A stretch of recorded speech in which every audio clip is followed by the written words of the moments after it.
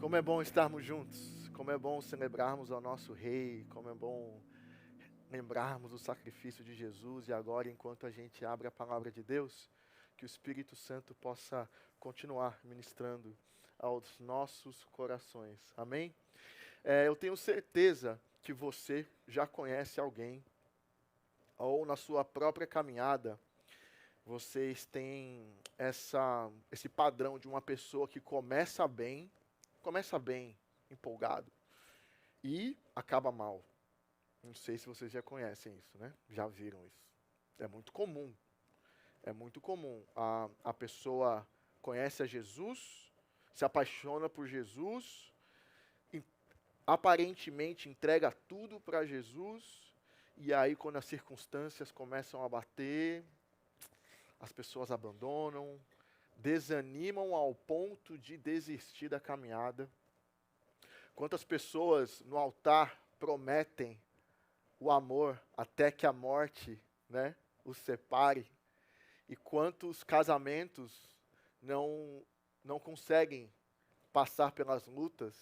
E aí a morte que os separe, não, a luta separa, o desafio separa. Então, eles começam declarando algo para sempre e não acontece, acaba no meio do caminho. Quantas pessoas que começam é, trabalhos com o coração desapegado ao dinheiro, começam bem, pedindo a Deus que abra portas de trabalho, porque a gente está com dificuldade, falando: Deus, você é prioridade na minha vida, eu te amo, Jesus. E aí, quando as portas começam a abrir, quando os contratos começam a chegar, quando as demandas começam a crescer, a gente não consegue falar não, e é aquilo que vira uma benção, que era uma benção, se torna maldição em nossas vidas, porque aquilo que uma vez a gente estava pedindo para Deus, aquilo acontece, aquilo nos domina, e a gente perde as prioridades.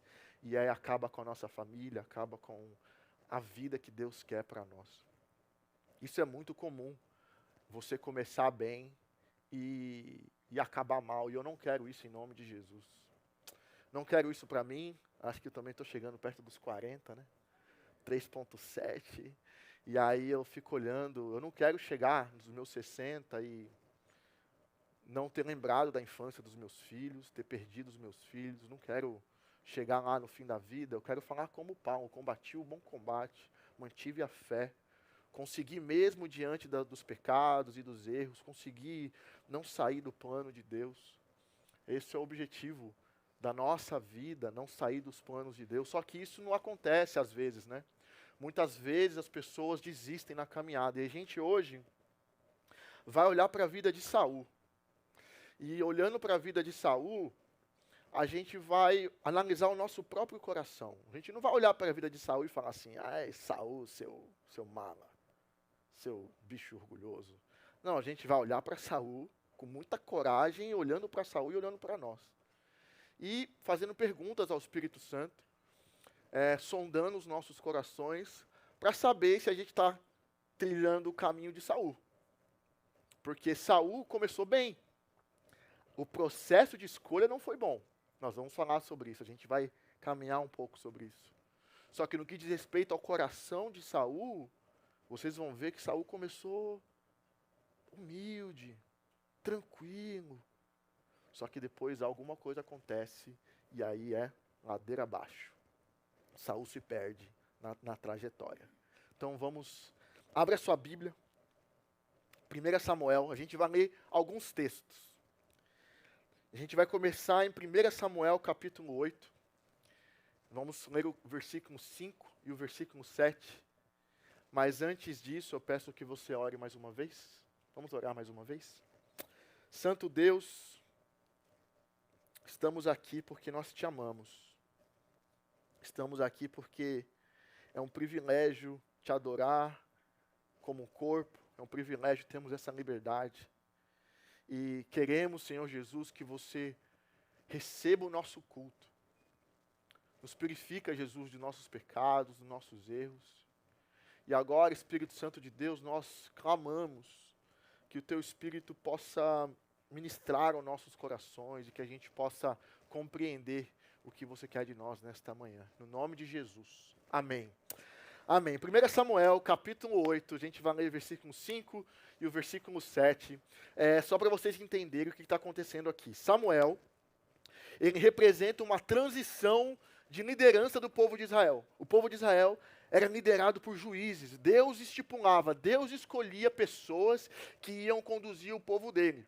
Só que chega um momento que o povo dele não quer mais, o povo de Israel não quer mais ser liderado por juízes. E é onde nós estamos. Então Samuel, ele transiciona um período em que o povo é liderado por juízes enviados por Deus e vai então para um governo de monarquia. Então o povo de Israel não tinha rei físico, Deus era o rei deles e Deus conduzia a liderança, só que chega um momento que tem uma transição e Deus escolhe um rei, quem? Saul. Não era o plano de Deus, nós vamos ler isso. Então esse é o momento que nós estamos. O povo não quer mais ser conduzido da forma que Deus vinha conduzindo, então o povo pede um rei e Samuel então faz essa transição. Vamos ler lá? 1 Samuel capítulo 8, versículos 5 e 7. Diz assim, e disseram-lhe, quem disse? O povo disse para Samuel. O povo foi para o profeta Samuel, foi falar para Samuel, isso que nós vamos ler agora. Samuel, tu já estás idoso, e teus filhos não andam em teus caminhos.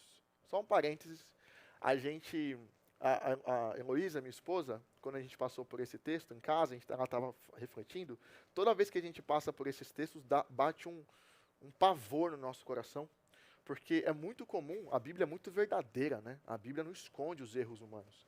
É muito comum grandes líderes usados por Deus, grandes líderes abençoarem as pessoas e não abençoarem a própria casa. Isso é muito comum. Que Deus tenha misericórdia de nós. Que a gente possa cuidar do corpo e cuidar da casa, para que nossos filhos não se percam. Aqui, Samuel é um grande profeta, homem de Deus, mas os filhos não seguiram o caminho dele. Teus filhos não andam em teus caminhos. Escolhe agora um rei para que nos lidere à semelhança das outras nações. Versículo 7. E o Senhor lhe respondeu, atenda, Deus falando para Samuel, atenda a tudo o que o povo está lhe pedindo. Não foi a você que rejeitaram, foi a mim que rejeitaram como rei. Então, o povo está o quê? Está descontente. O povo olha para Samuel, está ficando velho. O povo olha para os filhos e fala, não quero ser liderado por esses filhos de Samuel. O povo, então, ao invés de descansar em Deus, ao invés do povo clamar a Deus, o que o povo faz? Ao invés de olhar para Deus, o povo olha para outras nações. Eles estão insatisfeitos, não estão felizes, estão insatisfeitos com o que está acontecendo, e ao invés de clamar, eles começam a olhar para o lado. Isso é muito perigoso, porque nós também temos esse potencial.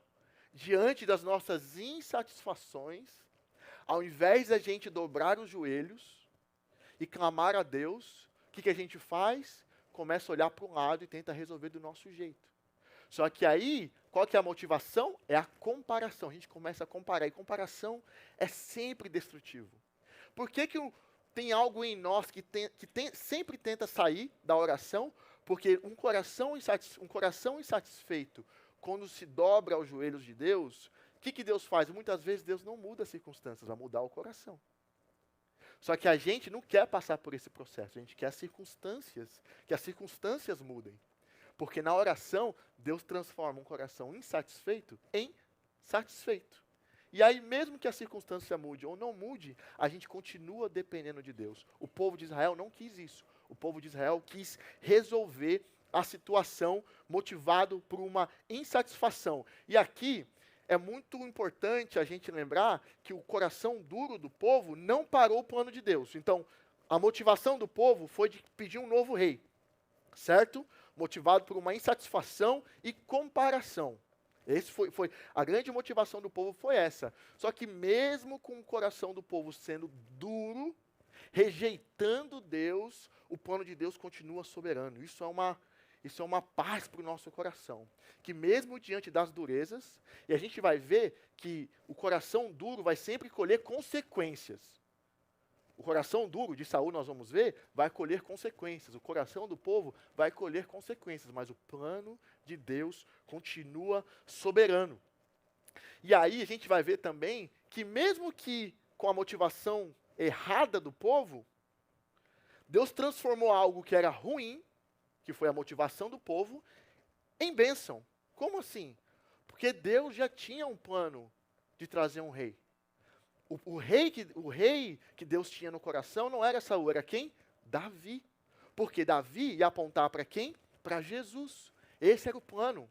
Só que então Deus usa a motivação errada do povo para que o povo se prepare para a chegada de Davi, para que o povo se prepare para a chegada de Jesus. Olha que lindo. Mas vamos voltar para o coração ruim. Um coração que rejeita, um coração que não quer se submeter. Por causa do pecado, nós temos a mesma tendência que o povo. Qual que é a tendência? De rejeitar a Deus. Rejeição. Nós naturalmente não queremos se submeter à autoridade de Deus. Pensa nas áreas da vida em que você fala assim, ó, você pede Deus bênção aqui, bênção ali, Deus transforma aqui, Deus transforma ali, mas tem um lugar que você tem até medo de pedir. Tem um lugar que você tem até medo de entregar. Tem um lugar que você quer, na verdade, então Deus, aqui ó, aqui ainda não consigo, eu estou em processo. Nós temos uma tendência por conta do pecado de rejeitar a Deus. De rejeitar a autoridade de Deus na nossa vida. E a minha pergunta, quando chega nessas horas, qual tem sido a nossa resposta? Porque o padrão do coração todos nós temos, em áreas diferentes. Queremos ser o rei da nossa vida em áreas diferentes, seja financeira, seja relacional, queremos decidir o salário, o trabalho, queremos decidir quem a gente vai casar, queremos construir a cultura do nosso lar ao nosso ego, do nosso jeito. Em algum lugar a gente vai querer determinar algo que não tem a ver com o plano de Deus. A pergunta é, quando o Espírito Santo vem e nos confronta, qual tem sido a nossa resposta? Porque todos nós lidamos com a dureza do coração. Qual tem sido a sua, qual tem sido a minha resposta? Por exemplo, quando a gente está em casa, e quando todo casal tem aquela DR, né? Tem aquela DR, tem aquele dia que a mulher não está muito bem, o cara chega meio estressado, e aí o cara ouve de um jeito, e aí ela vai apontar um erro, aí o cara aponta o outro. Como que a gente lida quando nossas esposas e maridos apontam algo ruim em nós? Pensa aí, na última, porque tem. Só pensa na última. Se você é filho e se você é filha, pensa como que você reagiu na última vez que seu pai ou sua mãe apresentou algo ruim sobre o seu comportamento, que precisa ser mudado. Qual tem sido o nosso padrão? A gente para, reflete, vou pensar, ou a gente justifica, endurece e a vida que segue.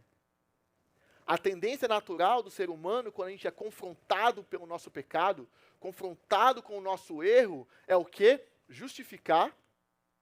A gente não pede desculpa, né? Dificilmente, né? A gente justifica e tal, de alguma forma, quer que a história vire. Quem é bom nos discursos aí? Eu tenho amigos aqui que são muito bons de retórica. Você vai num conflito, sabe aquelas pessoas assim, você está num conflito, o cara está errado, mas você está eu sou o cara das emoções. Aí as pessoas que não são das emoções estão só analisando.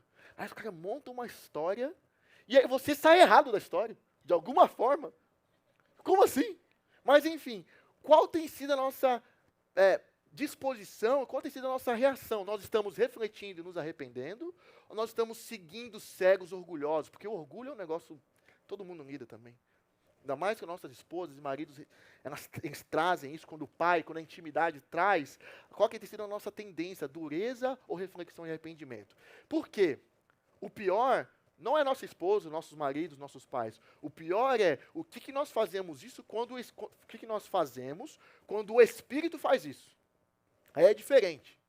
Porque quando o pai ou a mãe fala, ou quando a esposa ou o marido vai, fala, você quer às vezes, você muda até o comportamento para poder sair daquela situação.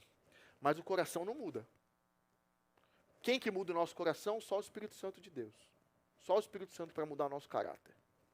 Quando o Espírito vai e confronta e fala com você, qual tem sido a sua resposta? A gente vai olhar para Saul e vai ver qual foi a resposta dele. Não foi boa.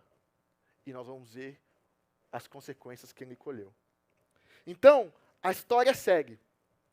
O povo reclama, o povo rejeita, e o povo então pede um rei, e Deus fala, ok, vou te dar um rei. Tá bom. Deus então escolhe Saul. E Saul, vamos ler no capítulo 9, você pode virar sua Bíblia, você pode ir no seu celular. No capítulo 9 você vê que Saul começa até que bem. Você fala assim, caramba, vai ser um baita de um rei esse Saul. Benzão, sabe por quê? Olha lá, Deus orquestra toda uma circunstância para que Saul se encontre com Samuel. Então Samuel vai eleger, Deus escolhe Saul, Deus vai falar para Samuel. E quem conhece a história, se você não conhece, você pode ler em casa. Tem a história das jumentas, as jumentas do pai de Saul se perdem, Saul vai atrás das jumentas, Deus faz com que Saul chegue até Samuel. Saul chega até Samuel, então Samuel vai e declara para Saul que ele vai ser rei. 1 Samuel, capítulo 9, versículos 21 e 22, logo depois que Samuel fala para Saul assim, deixa eu te falar, algo de precioso, de mais precioso está reservado para você e toda a sua família. Saul fala assim, como assim? Olha o que ele fala no versículo 21 e 22. Saul respondeu, acaso não sou eu um benjamita, da menor das tribos de Israel? E não é o meu clã o mais insignificante de todos os clãs da tribo de Benjamim? Por que estás me dizendo tudo isso? Então Samuel levou a Saul e seu servo para a sala e deu a eles um lugar de honra entre os convidados, cerca de 30 pessoas. Olha só que lindo, olha só que bonito como começa. Samuel chega para Saul e fala assim, ó, algo de muito precioso está separado para você, você vai se tornar rei. E o que Saul fala? Mas quem sou eu? A minha tribo é a menor de todas. Eu não sou importante, eu sou humilde, eu sou um ninguém. Aí você fala, que lindo, é isso mesmo. É isso aí. Só que o coração dele não ficou desse jeito. Só que aqui, esse padrão está na Bíblia de ponta a ponta. Deus ergue o pobre para um lugar de honra. Deus, ele pega aqueles que as pessoas acham que não tem condições e fala, é esse mesmo que eu vou usar. Deus escolheu discípulos iletrados, trabalhadores, pescadores, para mudarem o mundo, os discípulos de Jesus.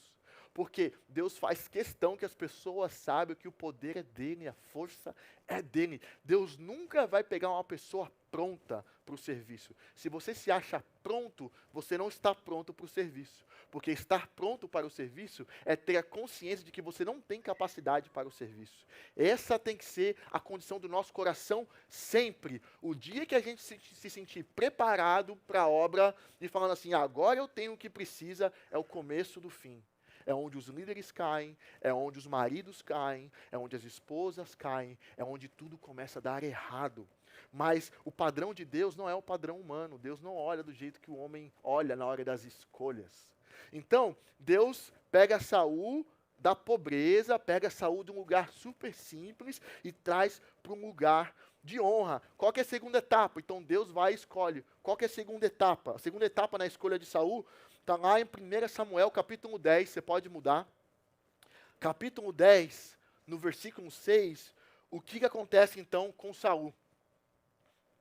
O Espírito do Senhor, Samuel falando para ele, o Espírito do Senhor se apossará de você. Deus escolheu, e depois Samuel fala, o Espírito do Senhor se apossará de você, e você profetizará, e com eles, e será mudado em outro homem.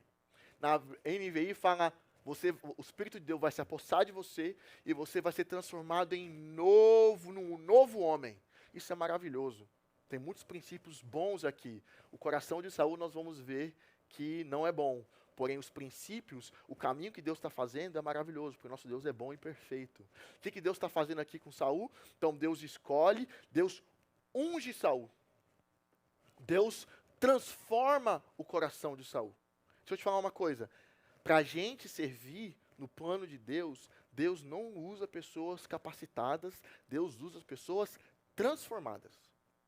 não tem a ver com o que você tem para colocar na mesa, não tem a ver com o seu passado, não tem a ver com ser filho de pastor. Ah, eu não cresci na igreja, eu acabei de conhecer Jesus, eu me converti ontem, eu me converti semana passada. Não tem a ver com, no reino de Deus não é currículo. A gente não mede a nossa ação no reino de Deus por conta de currículo. A gente mede a ação no reino de Deus na nossa disposição de ser transformado pelo Espírito Santo. Quando você é transformado, algo acontece. Olha o que aconteceu com Saul, quando ele foi transformado. No capítulo 10, lá no versículo 11, olha o que aconteceu. Quando os que já conheciam Saul, viram-no profetizando com os profetas, perguntaram uns aos outros, o que aconteceu ao filho de Quis? Saul também está entre os profetas. Então, quando a gente é transformado de dentro, as pessoas vêm do lado de fora. Não tem jeito, não tem jeito. Quando a gente se permite ser transformado pelo Espírito Santo, quando a gente permite a ação de Deus em nós, as pessoas vêm com os olhos. É tipo assim, ó, se você for conversar com o pessoal que andava de skate comigo quando eu tinha 16 anos, e você fala assim, eu conheço o João. Ah, qual é o João? Quem é o João? Ah, é o João, pastor, ministro, e tal, e tal, e tal. Os caras falam assim, quem é esse João aí? Eu não conheço esse João. Se você perguntar uma pessoa que me conheceu há 5 anos atrás, também precisa ser a mesma resposta. 1 ano atrás, a pessoa também precisa ter uma certa... esse aspecto eu não conheço, porque nós estamos em constante transformação. E as nossas transformações do lado de dentro aparecem do lado de fora. O contrário é religião. O contrário você não sustenta, que é o quê? Você chega na igreja, vê os costumes. Ah, para cantar tem que levantar a mão. Beleza. Para orar tem que baixar a cabeça. Tá, então eu tenho que dar o dízimo. Tá, e o que mais? Ah, eu tenho que fazer a FB. Tá, beleza, então eu tenho que fazer. E tem que servir também. E aí você começa a fazer um monte de costumes sem que o Espírito esteja se transformando. Não é isso que Deus se agrada. Deus não se agrada no seu serviço, Deus se agrada no coração. E Deus quer transformar o meu e o seu coração constantemente. E as pessoas vão ver, da mesma forma que as pessoas viram a transformação de Saul, as pessoas veem o que Deus está fazendo dentro de nós. E aí, o que acontece? Deus escolhe Saul, ó, indignação, reclamação, motivação ruim.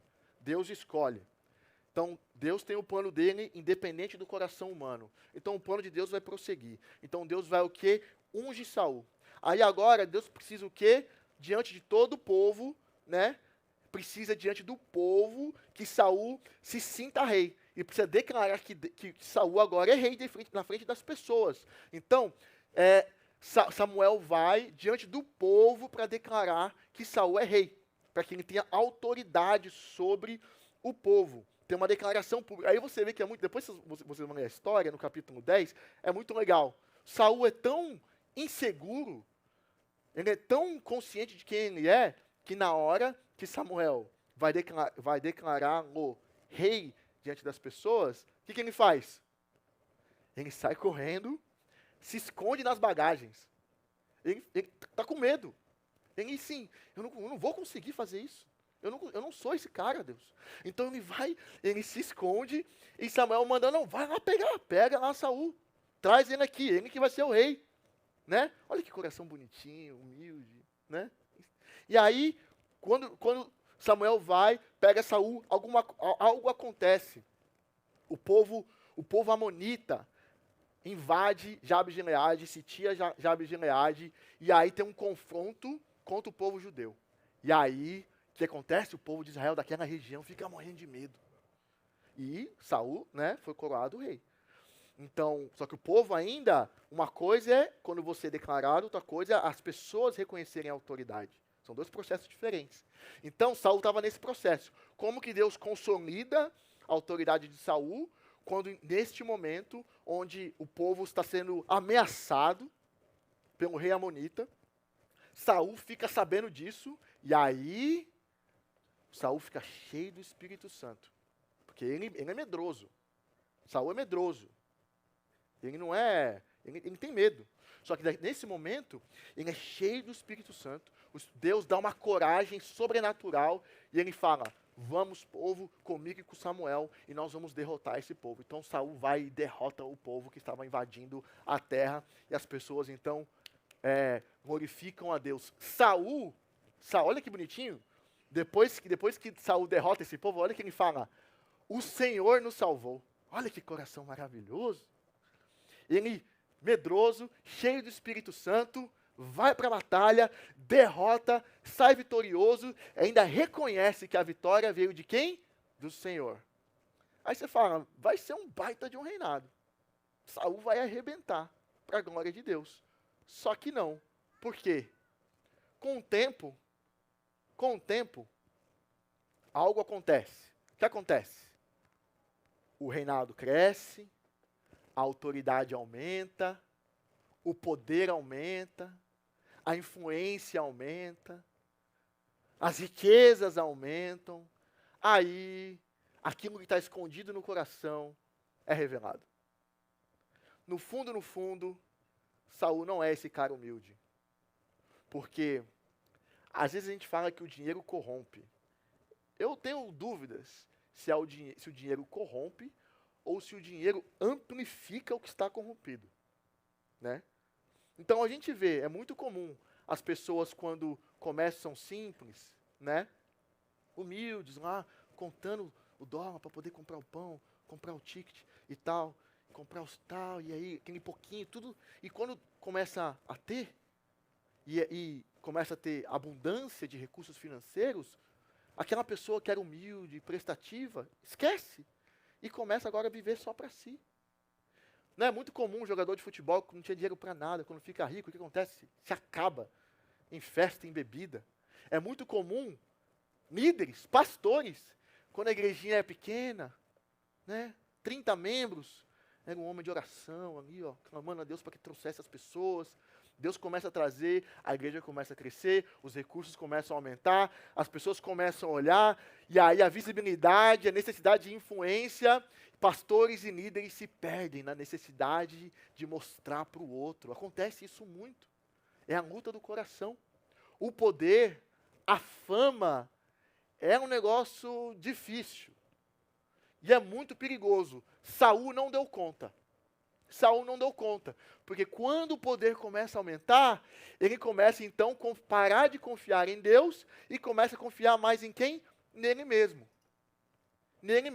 Ele deixa de clamar a Deus e começa a confiar no peito dele, nas decisões dele. Ele para de consultar a Deus, ele para de obedecer e começa então a tomar suas próprias decisões. Vamos ver então, no capítulo 13, a gente vai só tratar o ápice da desobediência de Saul. Não tem como a gente cobrir a história inteira dele. Você pode ler em casa. Mas o padrão do coração dele continua. Capítulo 13, 1 Samuel capítulo 13, a gente vai ler dos versículos 8 a 12. Tá bom. O que acontece aqui, ó? Só para a gente entender. Povo filisteu, guerra contra o povo de Israel. Então, naquela época tinha muita guerra. Era uma época de muitas guerras. Então, o povo filisteu vai para cima de Israel. E Israel, por que Israel tinha desvantagem contra o povo filisteu? Israel, eles não fabricavam as próprias armas, pensa só. Quem que fabricava as armas, quem que afiava as armas para o povo de Israel, era o próprio povo filisteu. E eles cobravam uma taxa exorbitante em cima de cada arma. Agora, o povo filisteu vai guerrear contra Israel, eles vão dar armas para ele? Claro que não. Então, é um povo mais preparado, é um povo que está preparado para a guerra. E eles vão para cima de Israel. E aí, o profeta Samuel, fala para Saul assim, Saul, seguinte, ó, espera 7 dias que eu vou chegar lá. Segura a onda que eu vou chegar lá. Me espera que eu vou chegar para a gente buscar a Deus, para a gente oferecer sacrifício e holocausto ao Senhor. Me espera 7 dias. Beleza. Saul está lá. O povo está chegando. O que acontece com os soldados? Começa a ficar com medo. E vamos ver qual foi a reação de Saul. 1 Samuel, capítulo 13, 8 a 12. Lembra que Samuel pediu para ele esperar 7 dias. Ele esperou 7 dias, Saul, o prazo estabelecido por Samuel. Mas este não chegou a Gilgal. E os soldados de Saul começaram o quê? A se dispersar. Então ele ordenou: tragam-me o holocausto e os sacrifícios de comunhão. Saul ofereceu então o holocausto. E quando ele terminou de oferecê-lo, Samuel chegou e Saul foi saudá-lo. Olha só, vamos entender aqui o que aconteceu? Aqui não fala que Saul ofereceu no 8º dia, né? Então, teoricamente, dá para se entender que ainda estava no 7º dia. Só que Saul começou a olhar para o lado, Saul era muito movido pelas circunstâncias, aí o povo começou a ir embora, e aí ele ficou com medo, e aí ele foi exercer um papel que não era dele. Saul é rei, ele tinha que liderar o povo. O sacerdote, o profeta, Samuel. Gente, sempre dá errado quando você vai tentar ser quem você não é, ser a pessoa que você não é. Deus te chamou para um negócio. Deus te deu dons e talentos. Todo mundo tem. Todo mundo. Eu não sei fazer nada. Não, você tem. Você é criado à imagem e semelhança de Deus. Algo de bom você tem para dar. E dentro do reino de Deus, cada um tem seu papel. Quando a gente não entende nosso papel e quer exercer o papel do outro, dá sempre errado. Mas aqui é muito mais profundo do que isso, porque nesse contexto, Saul estava desobedecendo a lei de Deus. O medo fez com que Saul desobedecesse a Deus e fosse tentar fazer um papel que não era dele. Aí, Saul bonitão, olha lá. Samuel chega lá, o que Saul fala? E aí, Samuel? Tranquilão? Ele não está consciente dos erros dele. Ele está em outro lugar. Ele vai falar com Samuel como se nada tivesse acontecido. E aí o que acontece? Samuel fica muito bravo. Versículo 11. E perguntou-lhe Samuel, o que você fez? Saul, aonde você estava com a cabeça? Saul respondeu, quando vi que os soldados estavam se dispersando e que você não tinha chegado no prazo estabelecido e que os filisteus estavam reunidos em Micmas, pensei, agora os filisteus me atacarão em Gilgal. Eu não busquei o Senhor. E agora eles vão me atacar e eu não busquei o Senhor.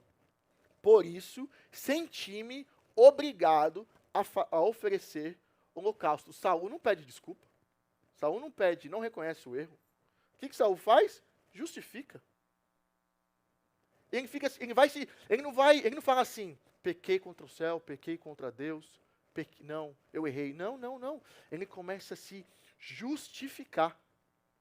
Ele começa por conta ele não se lembra das leis de Deus, ele ignora as leis de Deus, ele não enfrenta o pecado dele, e ele tenta sair bem ainda. Mais para frente, a gente não vai ler essa passagem, mas quando Saul também desobedece de novo a Deus, quando Deus fala para ele não trazer nenhum despojo de guerra, e ele vai atrás, ele ainda tem a coragem de falar que a desobediência dele foi em nome de Deus. Não, eu trouxe isso para sacrificar a Deus.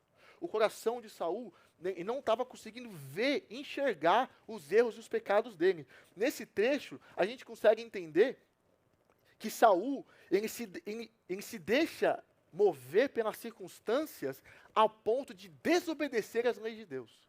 E, gente, nós sim somos sempre... Não adianta você falar que você não é afetado pelas circunstâncias. A gente é ser humano. As circunstâncias, quando nos assaltam, boas ou ruins, elas causam alguma coisa em nós. A gente não é robô. A gente é ser humano. Então, as circunstâncias, ainda mais as circunstâncias difíceis da vida. Saul aqui estava numa enrascada. Só que quando a gente se deixa levar pelas circunstâncias, nós somos tentados a resolver do nosso jeito. E quando a gente tenta resolver do nosso jeito, quase sempre, ainda mais sem consultar a Deus, em algum momento nós vamos estar desobedecendo a Deus. Em algum momento, quando você começa a bater a mão no peito e resolver a vida no seu braço, em algum momento você vai desobedecer a Deus. Porque você para de olhar para Deus. Se você para de olhar para Deus, você para de buscar os mandamentos. Se você para de buscar os mandamentos param de causar efeito no seu caráter. O Espírito Santo de Deus vai se enfraquecendo no seu coração. E aí a carne cresce. A carne cresce e você age na emoção. Você age num impulso. E quando a gente age sem pensar, quase sempre a gente se arrepende depois. A gente se arrepende depois. Quando você age no batidão, acabou, diminuiu o dinheiro, outro trabalho, tchau, fui, você esquece, muda de cidade, muda de estado. E aí você não pensa nos filhos, não pensa na esposa, não pensa na transição, não pensa na... Você só quer resolver o problema. Quando a gente só quer resolver o problema, sem consultar a Deus e sem refletir, vai dar errado. Os conflitos, as crises, quem gosta de crise? É ruim demais. Eu falei dos confrontos, mas deixa eu falar, é muito difícil ser confrontado. É muito difícil você reconhecer que está errado. Qual que é a mentira do diabo? O diabo fala assim, troca, sai. Qual é a circunstância? A circunstância é de crise. A gente não consegue entender que na crise Deus molda a gente. A gente não consegue compreender que Deus disciplina aquele que ama. E disciplina dói, não é gostoso. Eu não gostava. E até hoje, quando o Espírito Santo vem e me dá uma, ai, dói. Depois eu glorifico a Deus. Depois eu olho para trás e falo, nossa Deus, obrigado. Me perdoa pela minha reclamação. Mas obrigado porque hoje eu enxergo. Ali eu não estava enxergando. Só que Saul foi movido pelas circunstâncias. E a gente, nós somos tentados a ser movidos pelas circunstâncias o tempo inteiro. Não podemos reagir como o povo reagiu. A circunstância de insatisfação fez o povo olhar para um lado. Nas nossas circunstâncias, ao invés de a gente sair agindo, nós precisamos primeiro olhar para o alto. Para ter certeza que a minha ação tem a ver com os valores do reino de Deus, ou tem a ver com o meu egoísmo, que tem a ver com a minha insatisfação, tem a ver com a minha inveja. O que está motivando a gente a andar? Muitas vezes não é Deus. O plano de Deus acontece, glória a Deus por isso. Mas a gente sofre as consequências quando a gente age em desobediência e quando a gente age motivado por um egoísmo. E ali você vê também que Saul confiava mais no exército do que em Deus. Porque se ele conhecesse a Deus e confiasse em Deus de verdade, quando o povo estivesse saindo, ele ia lembrar, minha confiança não está em carros, não está em homens, minha confiança está em Deus. Deus mandou, eu vou obedecer. Mas como a confiança dele estava nos homens, aí o que acontece? O que acontece? Quando a nossa confiança primária está nas coisas aqui da terra, quando aquilo sai, a gente cai. Quando a nossa confiança está no amor do nosso marido, ou na aprovação das nossas esposas, no sentimento que nós temos em cada, quando a nossa confiança está nesse lugar, quando o marido quebra, você quebra junto. Quando a nossa confiança está no dinheiro, quando falta, a gente quebra junto. Quando a nossa confiança está na aprovação dos amigos, na aceitação dos amigos, quando eles nos abandonam, a gente cai no buraco. Tudo que nos leva para o buraco, aponta para a nossa confiança, aponta para o que nos domina, aponta para aquilo que realmente a gente adora. Saul queria a aprovação do povo, queria estar seguro no povo e queria vencer a batalha no jeito dele. A confiança dele estava na habilidade do povo. O povo vai embora, a confiança dele vai embora. Ele entrou no buraco, no desespero. Ele não conhecia a Deus, desobedeceu a Deus. E por conta do medo, Saul preferiu agradar o povo do que agradar a Deus. Então, Saul foi lá se resolver. Não, eu preciso mostrar para o povo que eu estou buscando a Deus, porque daí eu buscando a Deus, o povo vai confiar em mim. E aí o povo vai ficar comigo. Saul não estava preocupado com Deus. Saul não estava preocupado em agradar a Deus. Saul não estava preocupado com o que Deus falou. Saul estava preocupado com a imagem dele, em perder a guerra, não queria morrer. Então, assim, ele preferiu agradar o povo e o gut, e o umbigo dele do que agradar a Deus. E, gente, o medo faz isso, tá? O medo faz a gente ficar cego. O medo faz a gente se perder. E a gente esquece, olha o que a palavra de Deus diz em 1 João, no amor, Deus é amor. Deus é amor. No amor não há medo. No amor não há medo. Pelo contrário, o perfeito amor expulsa o medo. Porque o medo supõe castigo. Aquele que tem medo não está aperfeiçoado no amor. Saul se deixou levar pelo medo, pelas circunstâncias. E aí as decisões dele, a decisão que ele tomou foi trágica demais. O que aconteceu? Ele desobedece e sofre as consequências. Capítulo 13, versículos 13 e 14. Disse Samuel: você agiu como um tolo, desobedecendo ao mandamento que o Senhor, seu Deus, lhe deu. Se você tivesse obedecido, ele teria estabelecido para sempre o seu reinado sobre Israel. Mas agora, o seu reinado não permanecerá. o Senhor procurou um homem segundo o seu coração e o designou líder de seu povo, pois você não obedeceu ao mandamento do Senhor. Qual foi a consequência de Saul perder o reinado? Ele continuou rei. Ele foi rei por mais 40 anos, não lembro ao certo. Por muitos anos ainda, Saul estava no trono. Mas Deus falou, o sucessor não virá de você. Eu escolhi outro, um outro homem, que tem um coração diferente do seu. Saul era orgulhoso. Saul não tinha um coração ensinável. Saul, você vai ver daqui para frente na história, depois você pode ler. Saul não aprendeu com essa não. Ele desobedece mais uma, mais duas, age motivado pela raiva, até o final da vida dele. Desse ponto em diante, é só ladeira abaixo. E Saul, ao invés de dobrar os joelhos, clamar pelo perdão e se arrepender, Saul continuou com o coração duro até a morte dele. Agora, lembra que eu falei que a tendência do nosso coração, se não for pelo Espírito Santo, é rejeição a Deus? Nós nascemos desobedientes. E aí o Espírito Santo de Deus vai curando a gente, vai trazendo a gente de volta. A minha pergunta para você é, você tem respondido ao Espírito Santo da mesma forma que você está respondendo ao seu pai, sua mãe, seu marido, sua esposa e os seus amigos quando eles te confrontam? Qual tem sido a sua resposta diante do confronto do Espírito Santo do seu caráter? A pergunta não é se o Espírito Santo está confrontando, porque o confronto do Espírito Santo só acaba na glória.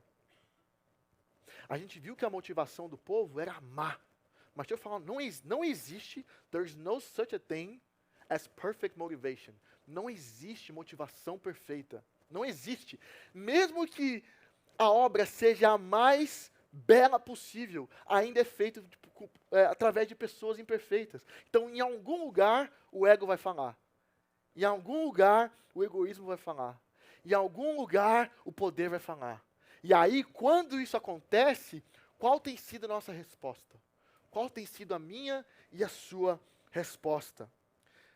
Davi, o homem segundo o coração de Deus, que assumiu o reinado após de Saul, no Salmo 51, versículo 17, diz assim: os sacrifícios que agradam a Deus são um espírito quebrantado, um coração quebrantado e contrito. Ó Deus, não desprezarás. Um coração quebrantado e contrito, Deus não vai desprezar. Não tem a ver com perfeição, não tem a ver com você bater no peito, tem a ver com você reconhecer a sujeira do seu coração. É nesse lugar que Deus move. É nesse lugar que Deus vem e começa a fazer a limpeza. Dói, não é fácil, mas é necessário. Se você não quiser viver uma vida com as consequências de Saul, fora dos planos de Deus, se arrependa. O arrependimento é a chave da cura do coração duro. Reconhecimento e arrependimento, onde você se sente vergonha daquilo que só você sabe do seu coração, daquele pensamento que só você sabe que você tem, e você clama pelo perdão de Deus, e você se permite ser transformado pelo Espírito Santo a cada dia. Até quando? Até que Ele venha. Não acaba, é só na glória que nós seremos perfeitos. Meu convite nesta manhã, enquanto a gente encerra, nós vamos orar a Deus. Nós vamos pedir para que o Espírito Santo de Deus nos renove. Renova-me, Senhor Jesus. Eu não quero ser igual. Me transforma a cada dia. Seja a luta que você está enfrentando, seja o pecado que você está lidando, seja o buraco que você está enfrentando nesta manhã. O Espírito Santo de Deus está aqui e Ele quer te dar uma novidade de vida. Vida com Jesus é novidade de vida. Para isso nós precisamos reconhecer que somos pó, para que o Espírito Santo de Deus nos transforme. E naquilo que o Espírito Santo ainda não transformou, a minha graça te basta. Porque tem coisa, deixa eu te falar, que Ele não vai transformar, para você ficar de joelhos, para você continuar dependendo, senão a gente vira Saul e começa a bater no peito. Então eu te convido a fechar os seus olhos. Enquanto a gente canta essa canção, nós estamos encerrando. Reflita sobre a sua vida, sobre os buracos da sua vida, sobre as sujeiras da sua vida. E confesse a Deus, Jesus está aqui. Jesus está aqui. Confesse a Jesus aquilo que é sujo no seu coração, que até hoje você está tentando esconder. Você está tentando tapar. Você não está se enfrentando. E não está permitindo que o Espírito Santo de Deus transforme o seu coração.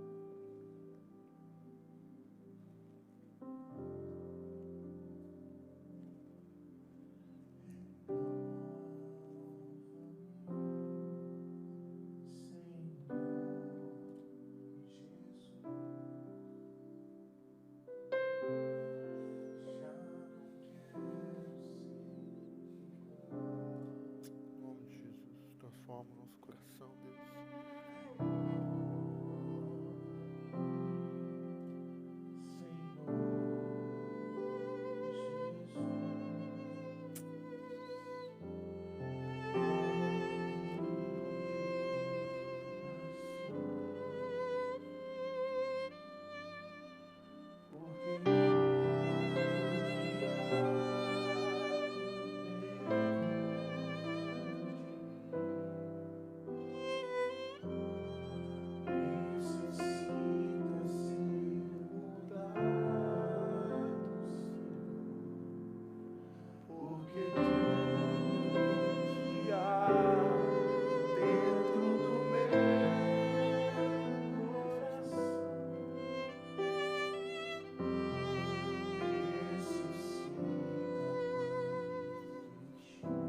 Porque tudo que há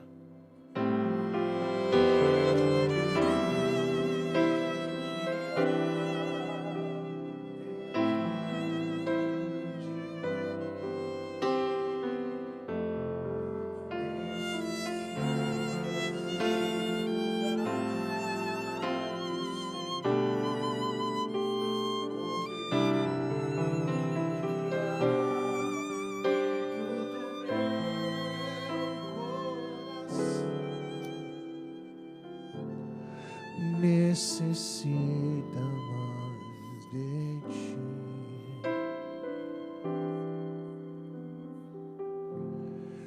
Necessita mais de ti.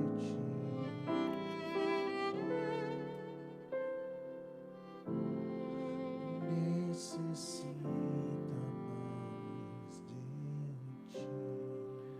Jesus, precisamos do Teu Espírito agora, sondando nossos corações, sondando nosso caráter, sondando nossas motivações. Queremos oferecer um sacrifício agradável ao Senhor. Para isso, não tem a ver com as coisas, tem a ver com o nosso coração. E você diz que um coração quebrantado você não rejeita, então estamos aqui quebrados.